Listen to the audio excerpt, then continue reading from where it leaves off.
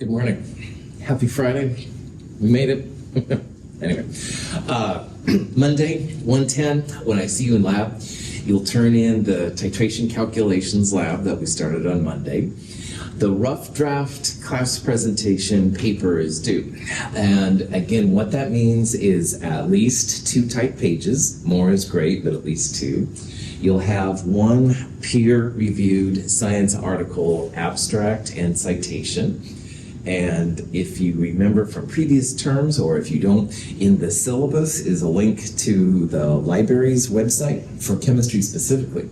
And if you go to one of the academic premieres and one of those search engines, you can find them pretty easy. It's literally copy and paste the abstract, and more likely than not, you can copy and paste the citation too. If you can't find that or anything, let me know. Happy to help. You'll also have the rough draft cover sheet. There is a cover sheet for the rough draft. It's in the syllabus. You can just include that on the front. Should be pretty chill. Problem set 3 is up, which will have questions over both titrations, which hopefully will look more familiar to you, and then also some stuff on buffers. We'll take quiz number 3. Quiz 3 and the midterm, which will be the following week, you'll be able to use pages 2 and 3 of the titration calculations lab. So there's a lot of symbols, a lot of equations. You'll have access to that, so you won't have to memorize those. And then finally, we'll go next door and we'll actually do some titrations. And this is kind of fun, because after the work you did this week to calculate it, you can actually see the results, see what the S-curves look like and stuff. Of course, in my world, that's cool, but anyway, questions, any of that stuff? Outstanding. So on Wednesday, the big thing we talked about was the Henderson-Hasselbalch equation. There's Henderson and Hasselbalch, if you were curious. Anyway, it's a very useful equation in what we're talking about right now. I think it's one of the coolest equations ever in all of the Chem 221 and Chem 223 stuff, but I am biased. Henderson-Hasselbalch, pH equals pKa plus log base over acid.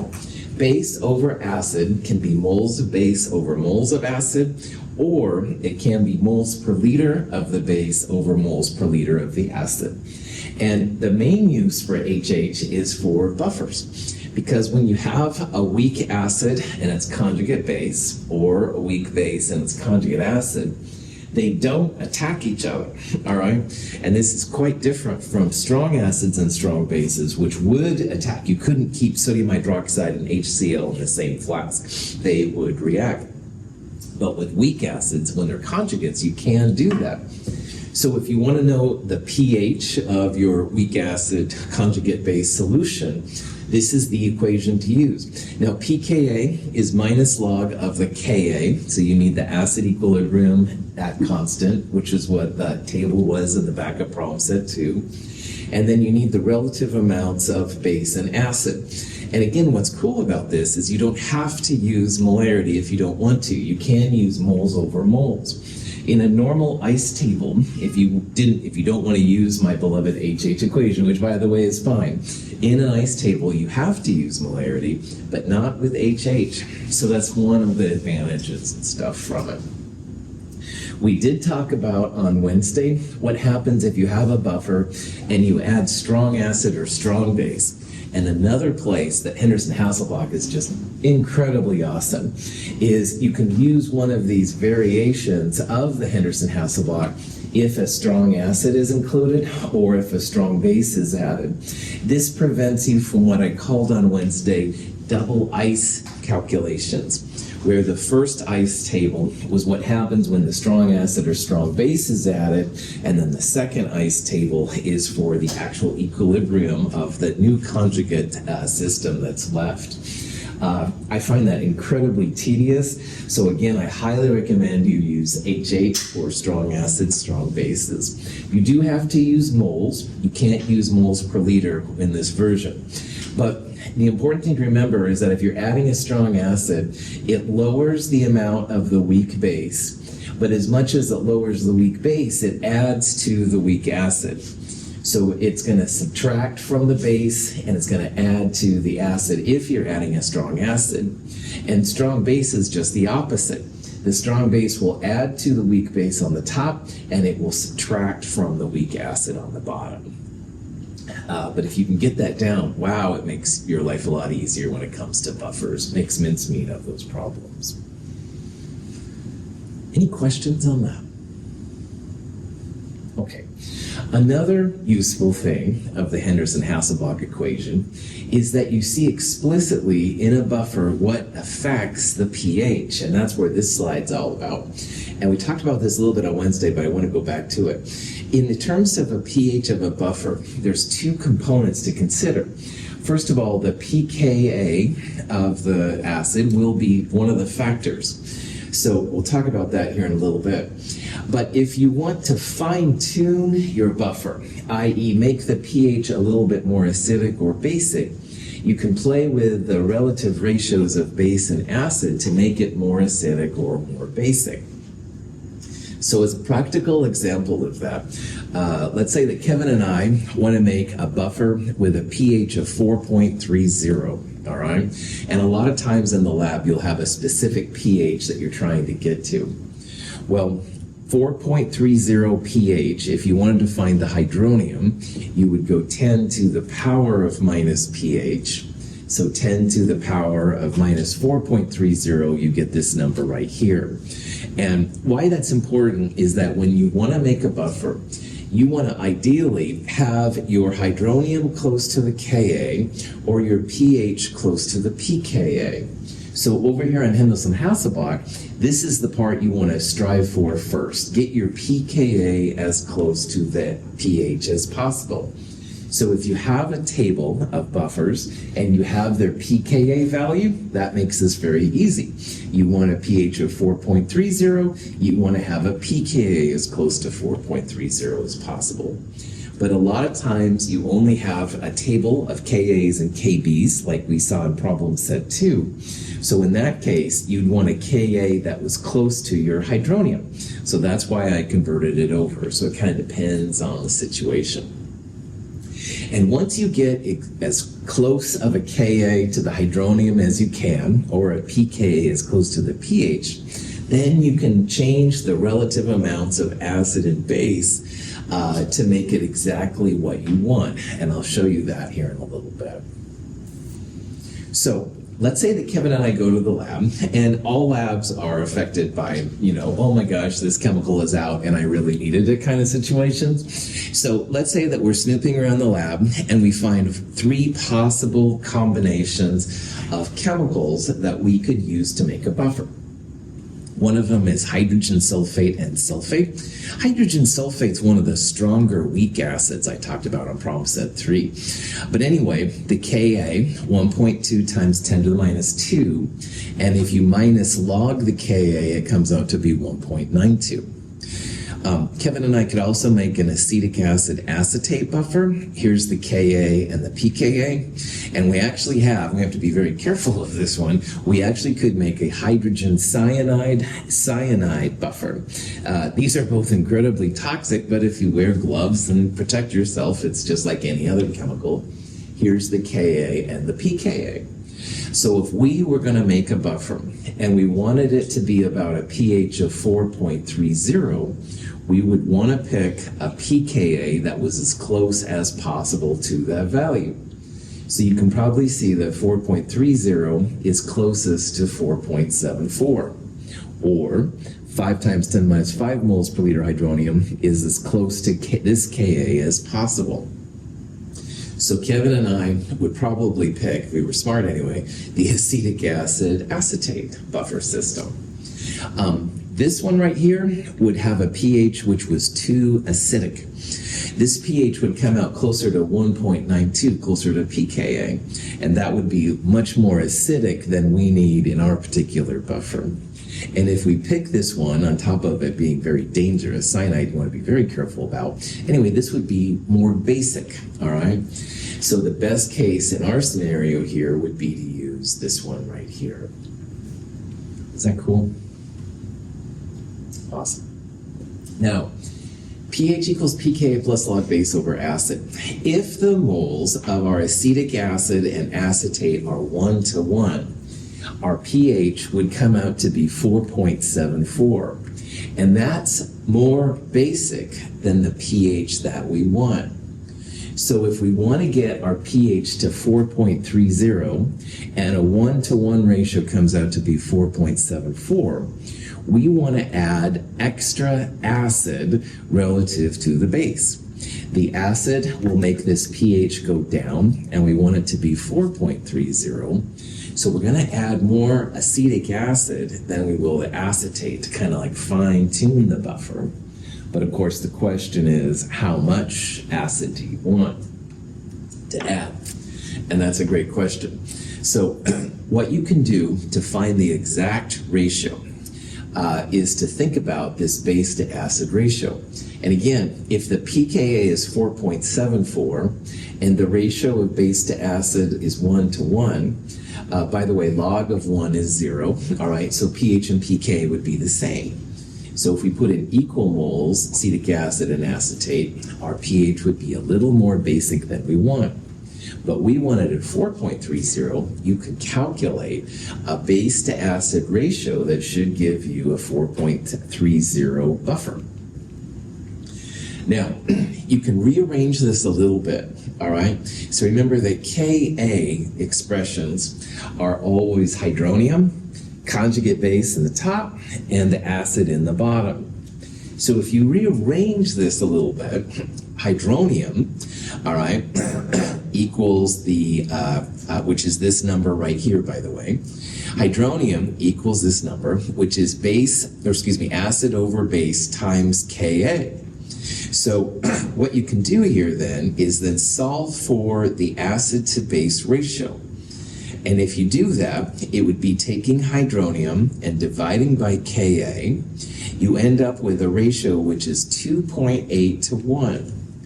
Now, the way that this is set up, 2.8-to-1 means 2.8 moles of acetic acid for every 1 mole of acetate. So if we put in 1 mole of acetate, we'll put in 2.8 moles of acid. Or we put in 0.01 moles of acetate, we'll put in 0.028 moles of acetic acid. You want that ratio to be 2.8-to-1. You could also use Henderson-Hasselbalch. You could say 4.30 for pH equals 4.74 the pKa plus log base over acid, and solve for it that way. Any questions? Just remember in the back of your mind, the pH you want is more acidic than the pKa. So you want to have more acid than base added at the end. So let's say that we have a ratio here. We know it's 2.8-to-1, and we have 0.10 moles of sodium acetate. We would take that number and multiply by 2.8 to get the moles of the acid, which comes out to be 0.28 moles of acid. So if you rearrange this and stuff, that's what you'll get. This shows how you can get the same kind of thing from Henderson-Hasselbalch. So pH is 4.30, pKa 4.74 plus log base over acid. Now, put all the numbers on the left, you get minus 0.44. You've got to get rid of the logs, you go 10 to the power of, and that comes out, and you can figure out what that number is. And because it's base over acid, if you flip it, that's where the 2.8 comes from. But cool. Any questions on that? All right. So here's an example of how this works. Let's say that we have a sodium hydrogen carbonate, 8.4 grams, and 16 grams of sodium carbonate. Now, if you don't know yet how to figure out acid and base, remember that acids always will have more hydrogen than the base. So this one has a hydrogen, this one has no hydrogen, this has to be the acid, this has to be the base. You can figure that out by getting rid of the sodiums, all right? Sodiums are spectator ions. They sit on the side and they don't do anything. So this active species here is hydrogen carbonate, And this active species is carbonate. So a Ka expression is always acid plus water. It makes hydronium because it's an acid, and carbonate will be the base. So let's say that we just add randomly 8.4 grams of sodium hydrogen carbonate and 16 grams of the sodium carbonate, and we know which the acid and what the base is. You can actually figure out the pH. To prepare our buffer solution, we first weigh our conjugate pair, 16.0 grams of sodium carbonate, the weak base, and 8.4 grams of sodium bicarbonate, the weak acid. We dissolve these solids in 100 milliliters of water. The final buffer solution has a volume of about 120 milliliters and a pH of 10.5. So this is the kind of question, if you have nothing else better to do this weekend, and don't throw tomatoes at me, please. But anyway, this is a good question to test yourself. All right, see if you can get to this answer. Now, here's what I would do to solve this. I would turn both of these grams into moles. All right, so look up, figure out the molar mass of both of these compounds. 8.5 divided by that molar mass would give you the moles of the acid, and 16 grams divided by the molar mass of sodium carbonate would give you the moles of base. I would look up the Ka for HCO3 minus, that's in the table of acids and bases, and I would turn that into pKa. So minus log of Ka will give you pKa. Then you can plug it in here. You've got the pKa. I would use moles of base over moles of acid. So the moles of the sodium carbonate divided by the moles of the acid would go right there. If you solve it all, you get 10.50. Pat yourself on the back. Questions? Okay. So the last part of this chapter, we're going to look a little bit more at the different types of calculations that go into having a titration. And as we talked about in lab this last Monday, we're going to look at 4 types of titrations. And even though these are titrations with a burette and some kind of stuff in there, my ultimate goal is just that, wow, any combination just about of acids and bases you can put together and figure out pHs, how much is left, stuff like that. So titrations give us a nice way to figure out these kind of things, which is pretty cool. So when you see this kind of symbolism, the first thing listed is what's going to be like in your flask, Erlenmeyer, beaker, or whatever. And the second thing listed is what's going to go in the burette. And that's kind of cool. So this is a picture that someone drew, which is cool. They have HCl in the flask. HCl is one of the strong acids. And from the burette, they're adding sodium hydroxide. So this would be an example of a real lab situation where you have a strong acid plus strong base. A strong base plus strong acid, you would flip these two around. So NaOH would be down here, and HCl would be up in the burette. In a graph like this, it's almost always pH on the y-axis and almost always volume of titrant in milliliters on the x-axis. And depending on where the titration starts, you can see like this one's very acidic and it's getting more and more basic, all right? So that means you have to start with an acid and you're slowly adding a base to it. So if we didn't have anything labeled for a graph like this, we could at least say that we're starting with an acid, it's becoming more basic, so we're adding a base. Now, we're not talking about like anything with a weak acid or a weak base. We're only talking about adding strong acids and strong bases, because that's what's done more than 99% of the time in chemistry. But you don't know really if you have a strong acid initially or a weak acid initially. And this is another kind of cool thing you can tell. If you look at the middle point of this steep line right there, that's called the equivalence point. And at the equivalence point, the moles of what you started with equal the moles of what you added. And if you have a strong acid, strong base, your equivalence point will be equal to 7. So in this graph right here, see how they circled it even, that's an important part in a titration. So in this graph, definitely the middle part of the steep part, right at 7. So that means this is a strong acid plus strong base titration. We're going to see in a little bit that if it was a weak acid, this point would be higher. It would be at a basic pH. The weak acid turns into its conjugate base at equivalence, so it makes a little bit basic. But I want to point that out. If you have a strong acid and strong base combination, equivalence will always be at 7. Cool. So what we're going to do is we're going to break these down a little bit more. It's pretty cool. We went over the strong acid, strong base, which is very similar to strong base plus strong acid. But I'm anxious to share with you some tips about these two down here, because now that we've went through Henderson-Hasselbalch and what a buffer is, we can make a little bit more sense of what's going on. But all 4 of these, there's basically 4 regions, all right? There's the initial point, there's the pre-equivalence point, which is anywhere between initial and equivalence. Equivalence is the steep part. You can tell that visually or mathematically.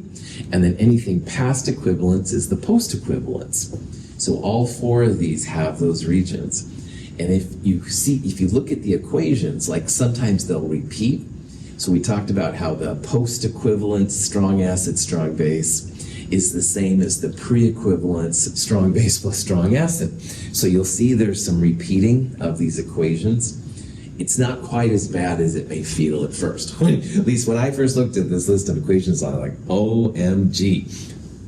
Oxygen, magnesium. No, I'm just joking. That's a chemistry joke. Seriously, but what I did is once you see it, then there's patterns and they become more bearable. So anyway, questions?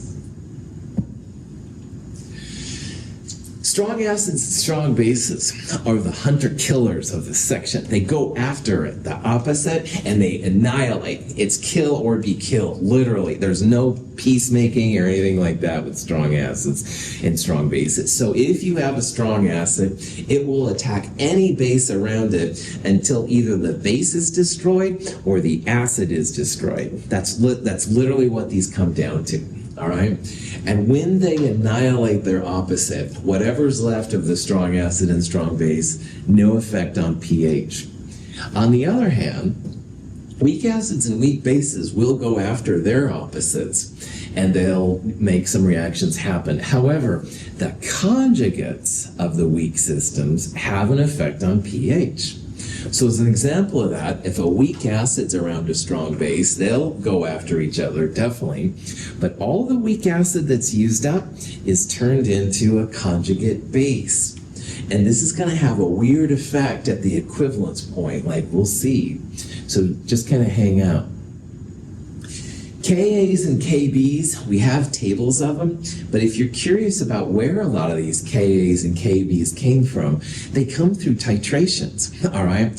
And we'll talk about how you can find a KA or a KB in these kind of titrations, which is cool. Now, in the back of your mind, remember that Ka times Kb equals Kw, as long as they're conjugates. Sometimes it's useful to turn your Ka into Kb or vice versa. We're going to assume everything's 25 degrees Celsius, which may or may not be accurate, but it's most of the time works pretty well. pKa plus pKb equals 14, as long as you're 25 degrees Celsius too. So if you have one, you can turn it into the other. It's really important to know the initial volume of whatever's in your flask. You'll always have, at least in our world, one of the initial concentrations. Molarity times volume in liters equals moles. And moles are basically what equate titrations. So that's why it's important to know some of these. Somebody asked, geez, I can't remember where, but who. But anyway, somebody asked about indicators, colors changes, and you can use color changes. This example here shows that sometimes colors are used to show when you get to an endpoint, to the equivalence point. But honestly, we're going to use electronics, and electronics give you a more analytical and honestly a better way to analyze your titrations than using an indicator. But you can if you want to. Cool. Any questions on that? Okay, so let's look first at strong acid plus strong base, which is what I went over with all of you on Monday, but we'll look at it now a little bit more A detail. molecule of hydrogen chloride and a water molecule encounter each other. They react to form a hydronium ion, H3O+, and a chloride ion. When sodium hydroxide enters the solution, it splits into sodium and hydroxide ions. The hydroxide ion and the hydronium ion react readily with each other to form two molecules of water. Sodium and chloride ions are left in solution. When you put hydrochloric acid in water, you don't have any HCl really, because all of the HCl reacts with water to make hydronium, which is the active acid, and then the chloride goes away and kind of sits on the side. So HCl is basically a pure hydronium, and that's the same for all the strong acids, all right? Nitric, perchloric, hydrobromic, etc.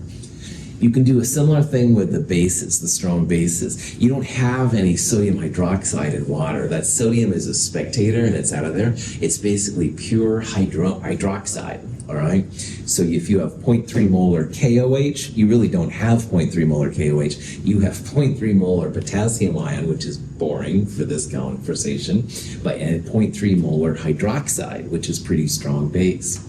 So when the strong acid and the strong base come together, it's basically all about making water. Water gives off so much energy that it's a great source of energy for making reactions possible. So you'll actually feel the flask getting warm sometime and stuff like that. Anyway, this is a graph of a typical strong acid plus strong base titration. We start off acidic, all right, because that at 0 milliliters of the strong base, the second thing listed, your total acid, all right, so your pHs will be very small, usually 1 to 2, give or take, and stuff like that. But anyway, as you start to add the base, this is the second thing that's listed. Your pH becomes more basic. All right. Now, a lot of times in textbooks, you'll see these nice smooth curves. All right. Most of the time, they're not that smooth. All right. Electronics are always funky. But you will see this gradual kind of what I called an S curve on Monday. And it's what happening is as the base is added, your pH gets more and more basic. So you won't see it go up and down and up and down. It's always going to be consistently going up. It may not be like sometimes more up than less up, but it will be always going up. So equivalence, once again, really important. It's the middle point of your steep part. So you can see right here, it's getting really, really steep, hardcore pH changes. The middle point, you can use a ruler or whatever, that's the equivalence point. And your moles of strong acid and strong base are equal at that point. For a strong acid, strong base, you should have a pH equal to 7. All right, that should be right there. Now, the initial point is where you don't have any base at all. So that pH is going to be dominated by the strong acid. So we'll use a strong acid pH equation for there. Then both pre-equivalence and post-equivalence, the pH expression looks something like the dominant species. So in pre-equivalence, you have more moles of strong acid than you have moles of strong base. So in this region, it's going to be some kind of pH expression for a strong acid, but you have to take out the strong base that's been added to calculate it. And likewise, in the post-equivalence, you now have more moles of strong base than strong acid. So the pH equation up here will look something like the pH for a strong base, but you do have to take out the strong acids that's there to see like how much is left.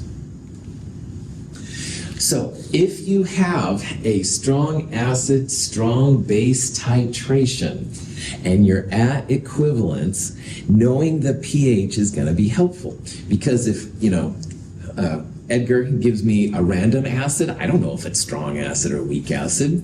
However, if he gives me a strong acid, your pH should be 7. All right, this is really important. Now, if you have to guess, there's thousands of weak acids, so probably, honestly, the pH would be larger than 7, like we'll see. But if it's a strong acid, and I use a strong base, your equivalence point should be neutral. Okay, it should be 7. Cool. So, these are the equations just from that second set of handouts in the lab, and I'm hoping these look more and more familiar to you. Now remember that if you have a strong acid, pH is minus log the concentration of the acid.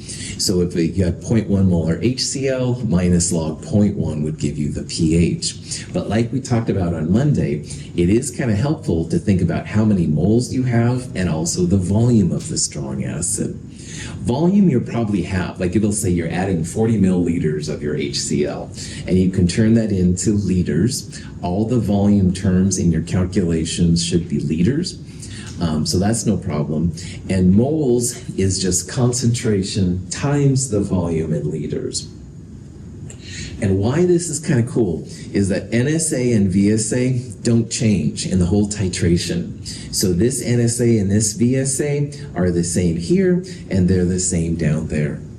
But what will change is the moles of strong base as you slowly add. So in the pre-equivalence, you have more base than acid. It'll tell you you add 20 milliliters of sodium hydroxide. You would turn that to 0.020 liters. That would be your VSB. And again, moles are always equal to concentration times volume in liters. So if you know the concentration of your base, which you probably do, that times the volume would give you the moles. At the end of the day, you should have a non-zero positive number for NSA minus NSB.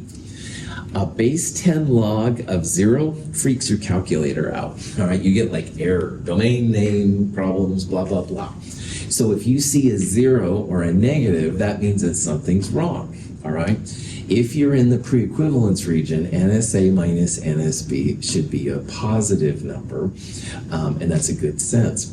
Now, if you're doing the calculations and you do get that domain error, that just means probably you're at equivalence. You're then at the point where the moles are equal, and you don't have to calculate anything. pH is just 7 for those. Now, this equation looks a lot like strong base. 14 plus log hydroxide is the pH for a strong base. So you need to find how many moles of base you have left over, divide by total volume in liters. Bam. Remember, as you're calculating this, the values will consistently, in this case, get larger. So you won't see it go up and down and then up or something. I had a question like that the other day. It's all right. These will consistently go up, or some of them they'll go down consistently. Okay, so here's an example of a problem. We have a 0.1 molar HCl solution and 50 milliliters of it, and we want to titrate with NaOH. And the question here, what's the pH of the initial solution? Well, the first thing I would try to do is figure out what kind of titration we have. And notice that we have a volume and a concentration of HCl. So that's HCl is a strong acid. And if you have the volume and the concentration right off the bat, that's going to be SA plus something, all right? The first thing listed, you should have the volume and the concentration of it. And we're titrating it with NaOH, which is a strong base. So this is going to be a strong acid plus strong base titration. Again, make sure that you know the 5 strong acids and the 3 strong bases. They're going to pop up. NaOH, KOH, and LiOH are the strong bases, and the strong acids HNO3, HBr, HI, HClO4, as well as HCl. Okay, so this figure out what the pH is. pH is minus log of the hydronium, and in this case, all of this at 0.100 moles per liter goes to hydronium. all right, you don't really have any HCl. So minus log of 0.1 would be pH of exactly 1.000. 3 sig figs means 3 digits past the decimal. In this case, I'm being very sensitive to sig figs in these examples, but that's how you would calculate it. Very acidic. Cool. Okay. So this next question, we want to find the pH after adding 45 milliliters of sodium hydroxide. Now, this is quite a bit of volume, so we're going to figure it out. But now we have strong base and strong acid at the same time. So right away, you know you're not at the initial point, all right? Because initial point, you'd have 0 milliliters of the sodium hydroxide. And if you look at these carefully, the concentrations of the strong acid and strong base are the same. So what that tells us, if we have 50 milliliters of acid, it's going to take 50 milliliters of strong base to get to equivalence. So because we have less than 50 milliliters, we are definitely at the pre-equivalence region. Now, if you don't see that, like I just said, you can calculate the moles, which is the ultimate way to do it. Because in theory, you don't know if you're at equivalence, post-equivalence, pre-equivalence on adding this much sodium hydroxide. So the ultimate way to answer that would be to find NSA, moles of strong acid. So 50 milliliters divided by 1,000 is 0.050. We'll multiply that by the concentration of the HCl, 0.0050 moles of HCl. That's all the strong acid we have. And you should do the same thing for the strong base. So 0.045 liters times its concentration, 0.0045 moles. And you can tell here that the strong base number is smaller than the strong acid number. So that's what pre-equivalence means. You have more moles of strong acid than you have moles of strong base. So we will use that pre-equivalence region equation to figure out the pH in this region. Is that cool? Good. All right, so we're going to use these two numbers on the next piece. pH for the pre-equivalence region minus log of hydronium, and hydronium comes from the leftover moles of strong acid. So NSA minus NSB, but you do divide by the total volume.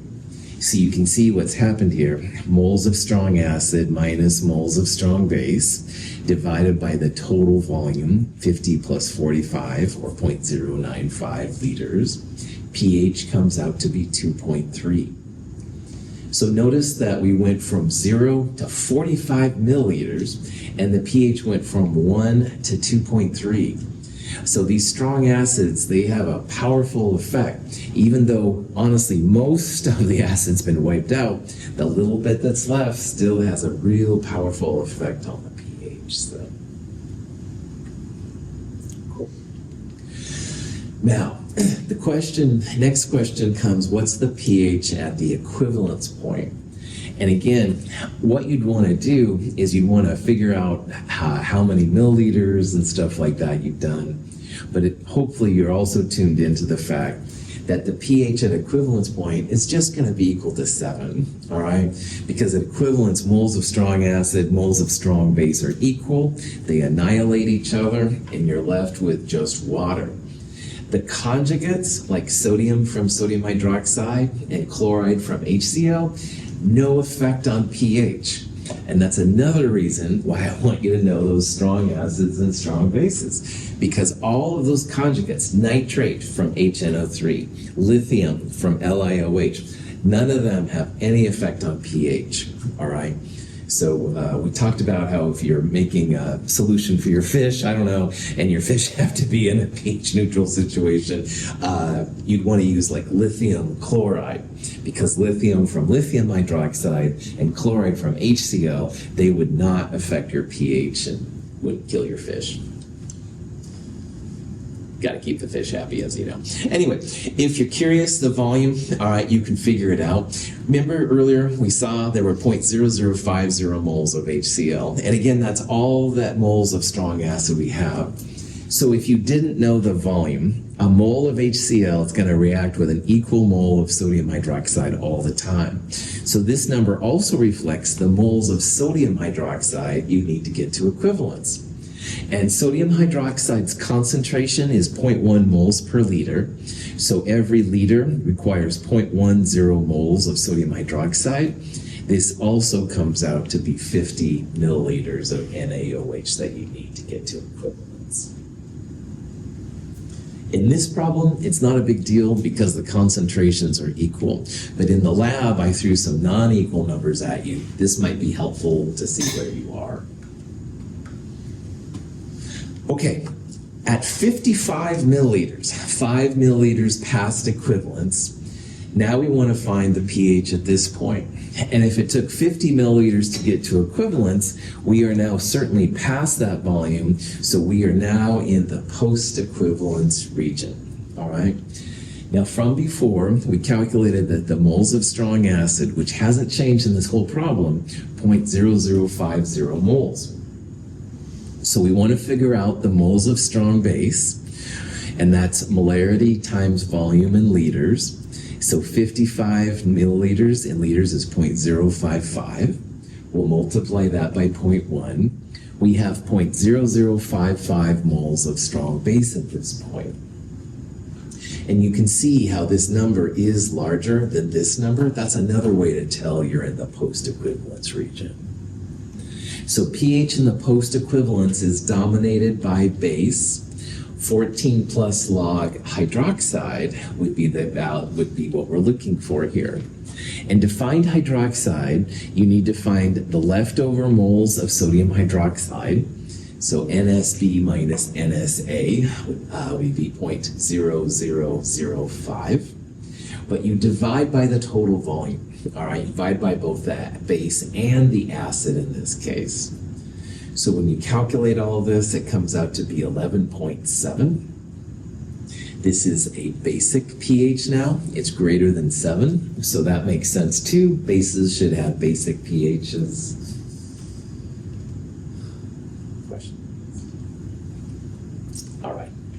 So you can use your values to create a graph. And again, graphs of titrations almost always pH on the y-axis and volume of the base or acid, whatever you're adding, on the x-axis. So notice here how volume goes from 0 to whatever you need. pH usually goes from 0 to 14. Those are the most common pH values. So initially, we had a pH of 1, all right? So the pH at 0 milliliters was just equal to 1. After 45 milliliters, our pH jumped to 2.3. At equivalence point, where the moles of both were equal, which was about 50 milliliters, the pH was exactly 7. And then finally, just a few milliliters past that, at 55 milliliters, your pH jumped to about 11.7. So you should see these numbers gradually increase or decrease if you're adding an acid. You won't see spikes going up and down. Any questions? All right. Strong base plus strong acids are very similar. All right. They have very similar equations. The graph is sometimes called reverse S. I don't know if you want to use these terms or not. You don't have to. But notice how in this case with a strong base, you're starting with a very basic pH, and the pHs go gradually more and more acidic as the strong acid begins to dominate. But because you have a strong base and a strong acid, all the conjugates have no effect on pH. So your equivalence point should also have a pH of 7 with a strong acid, strong base, or strong base plus strong acid. Whoops. And then pre-equivalence now, for this one, we're starting with a base. So pre-equivalence, you're going to have more base than acid. We're going to use the post-equivalence equation we just saw. pH equals 14 plus log NSB minus NSA over total volume. Post-equivalence, though, in this one, looks like the pre-equivalence in the last one. You have more moles of strong acid than strong base. It'll be pH equals minus log NSA minus NSB on the top, divided by total volume at the bottom. So again, a lot of similarities, similar equations, similar procedures, just everything's consistently going down in this one while everything went up in the last one. So the equations, again, probably look really similar. At equivalence, your pH is just 7, and post-equivalence is like this. Excuse me. So again, pre-equivalence looks just like post-equivalence in the equation, in the problem we just went through. And post-equivalence here looks just like the pre-equivalence we saw in strong acid plus strong base. Equivalence is the same, and initial is the only one that's different. This is a strong base, so it's 14 plus log hydroxide. You could use that, or you could figure out the moles of base divided by the volume of strong base in liters. In this problem, NSB and VSB don't change. So if you calculate them here, they're going to be the same numbers there and the same numbers there. In this one, it's the moles of strong acid that's going to change depending on the volume you have. So people usually do pretty well. Cool. Questions? All right. Hydroxide ion is a strong base. It can be consumed in the body with a weak acid, such as dihydrogen phosphate ion produced in the kidney. In the reaction, an H+ ion transfers from the acid to the hydroxide ion to form water and HPO4 2- ion, the weak conjugate base of the weak acid. Our bodies have lots of buffers in them, and in the kidneys, it's a dihydrogen phosphate / hydrogen phosphate buffer system. And again, I'm not the person who has it or anything biological or medical. I'm more on the physics side of things. However, I can appreciate the fact that, it's good to be healthy, and this is something that keeps us healthy. So yeah, buffers. Anyway, don't throw tomatoes, please. But anyway, this is an example, in this case now, of a weak acid plus strong base, okay? So let's start with some similarities. Since we're adding a strong base, your pH is going to constantly go up, all right? And again, you won't see up and downs and stuff in these kind either, all right, which is kind of cool.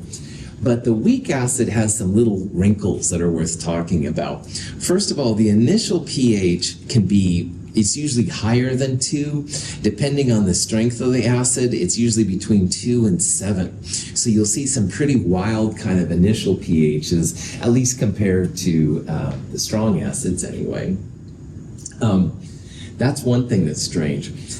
Second thing is that when you have a weak acid and you start adding a strong base, which is what we're doing here, the weak acid is turned into its conjugate base.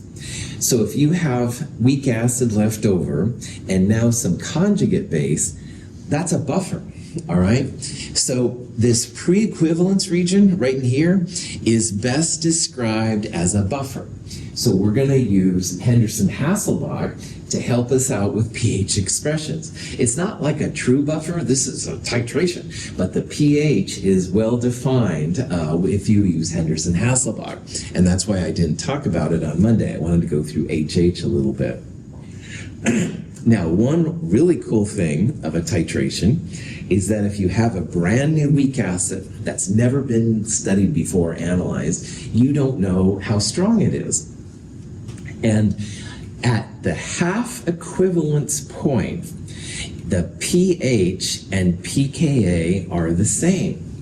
Now, if you look at Henderson-Hasselbalch, we talked about earlier how if the moles of the base and acid were equal, pH and pKa are the same. The half equivalence point means that half of the acid has been used up and it's made its conjugate base. So these numbers are equal. And at half equivalence, your pH and pKa are the same. So if you don't know the strength of your acid, this half equivalence, very important, because that pH is going to equal pKa, and 10 to the minus pKa will give you the Ka value.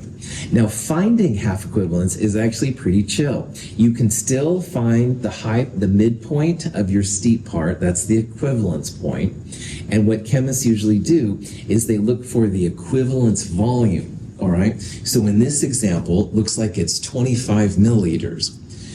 Half the volume So 25 divided by 2 is an easy way to find the half equivalence point. So 25 divided by 2 is about 12.5. If you go up to the curve and over right there, that's the pH that's going to equal your pKa. And this is pretty handy. So I had a friend at graduate school, and she went down to the Caribbean and like found these marine animals and dissected them or whatever. But she had all these weird acids. Who knows what they are and stuff. But anyway, she could find easily then how strong the acids were by this technique. So finally, before we go, equivalence point will be basic for these because weak acids have turned into their conjugate base. Base is the operative word. Equivalence point will be greater than 7, which is different than strong acids, which had a pH equal to 7. Okay. Questions? All right. Thanks for being here. We'll tackle these more on Monday. Have a great week.